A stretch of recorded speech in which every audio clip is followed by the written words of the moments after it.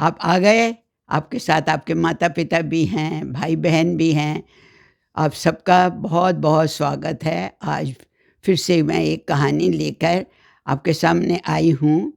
भारती नाम की राजकुमारी, जो कि बहुत बड़ी नहीं थी, करीब होगी 14-15 साल की, अपने पिता राजा कानन सिंह, जो कि सोनपुर के राजा थे, और अपनी माता, जिनका नाम गीता था, उनके साथ रहती थी। बहुत ही चुलबुली, बहुत ही प्यारी, सुंदर, सारा दिन गप्पे मारती, सबको खुश रखती, किसी को चुटकी काटती, किसी के साथ नाचती हुई आगे निकल जाती।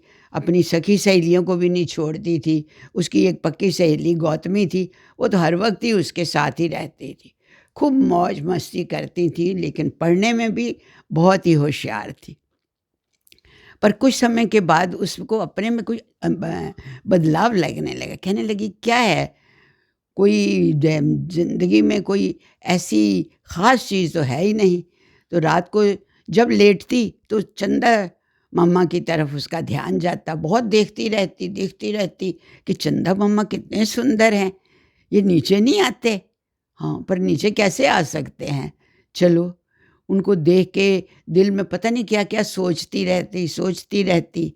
एक दिन, पूर्णिमा के दिन, वो उनको देख रही थी, निहार रही थी, और देखते-देखते ऐसी उनमें मस्ती में आई वो कि उसकी नींद आ गई। उस गहरी नींद में वो सो गई, और उसने सपने में देखा कि चंदा मामा उसके पास आए हैं, उसको बुला रहे हैं, ये दोनों हाथ में हाथ डालकर खेल रहे हैं। पार्क में जाते हैं, घूमते हैं, फूल तोड़ते हैं, झूला झूलते हैं। ऐसे उसे लगा, बस जी, यही ज़िंदगी है, खूब उछलो कूदो। चंदा मामा भी वैसे ही घूम रहे थे, खुश थे, और उसको ये कहे कि चंदा मामा आप कितने अच्छे हो, कितने प्यारे से हो। तो वो कहते हैं, तुम भी तो इतनी सुंदर हो, हैं, तुम्हें भी कोई ऐसा राजकुमार आएगा मेरे जैसा, घोड़े पर सवार होके, फिर तुम्हें शादी करके ले जाएगा। तो ये शर्मा के कहती, हट, ऐसे भी कोई होता है। तो खेलते-खेलते ऐसे ही रात गुज़र गई, और इसका सपना ख़त्म हो गया। सुबह उठी तो बहुत खुश। सारे कहें कि ये थोड़े दिनों से इतनी उदास-उदास थी। माँ भी उसको कहती थी, क्यों उदास हो, क्या है? तो इसको भी नहीं पता लगता था तो इसने अब ये सबके साथ बहुत खुशी से रहने लगी। उछल-कूद इसकी दोबारा से शुरू हो गई, और इसके दिलो-दिमाग में ये था कि अब मेरे चंदा मामा मेरे साथ हैं, बहुत अच्छे।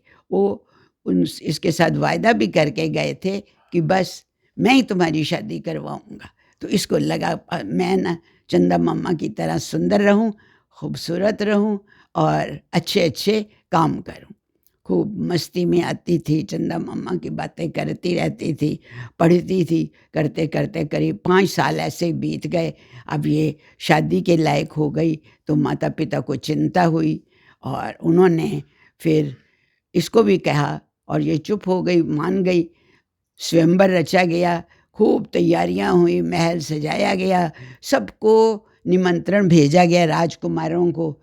राजकुमारों ने एक-एक करके आना शुरू किया। उनके लिए जगह बनी हुई थी, कुर्सियाँ, उनके ऊपर सब आके बैठ गए। पर ऐसे जितने भी आए, ये उनके साथ ज़रा भी आँख मिलाकर देख ही नहीं रही थी कि वो हैं कैसे। इसको लग रहा था ये सब बेकार भोंदू से हैं, इनमें किसी में कोई तेज नहीं, कोई खूबसूरती नहीं, कोई राजाओं वाली, राजकुमारों वाली ख़ास बात ही नहीं थी। और इसको बड़ी चिंता हुई कि वो मेरा राजकुमार जो है, चंदा वाला, वो कहाँ है? दिल में उसको ये खुदखुदी होने लगी कि हाय, चंदा मामा ने मेरे को धोखा तो नहीं दे दिया। सोचते-सोचते राजा भी बार-बार कहें कि बेटे डालो किसी के गले में माला, पर ये चुप। सहेलियाँ भी इसे कहें, इसकी माँ भी इसको कहे, ये उनकी तरफ देखे ही नहीं। कहे, कोई बात नहीं, अभी और देख लेते हैं, अभी और देख लेते हैं। तभी बाहर टप टप टप के ये आवाज़ आई, जैसे घोड़े पे कोई आया है, और मंत्री ने ये ऐलान किया कि चंद्रपुर के राजकुमार चंद्रदेव पधार रहे हैं। अंदर आ रहे हैं, आ रहे हैं, आ रहे हैं, बस। फिर तो सबकी आँखें उधर हो गईं और इसने भी खुशी-खुशी उधर देखा और देखते ही मन मोहित हो गई कि बिल्कुल चंदा मामा की तरह हैं, जैसे उन्होंने वायदा किया था, ये वैसे ही राजकुमार हैं। तो जल्दी से फुर्ती से उसने थाली में से वो निकाली माला और उनके गले में डाल दी, पुष्प वर्षा हुई ज़ोर-ज़ोर से, नगाड़े बजे, कहाँ लोगों ने लड़कियों ने डांस शुरू कर दिया, गाने होने लगे, खुशी का माहौल और सब। तो राजकुमार बाकी तो अपना समूह लटका के खाना खा के चले गए और इधर ये अपने चंद्र प्रकाश जी के साथ इसकी शादी हुई, खुशियाँ मनाई गई और प्यार मोहब्बत से बहुत ही अच्छी तरह से जो इसने सोचा था इसका हो गया पूरा और चंदा मामा को सदा ही ये धन्यवाद देती रही और खुशी-खुशी अपने उसी महल के एक हिस्से में रहने लग गई। तो अच्छी लगी भाई, चाहे ये सपना था लेकिन उसका सपना साकार हुआ। तो जो मन में कई बार ठानो वो काम हो ही जाता है। तो बहुत-बहुत धन्यवाद बच्चों सबका।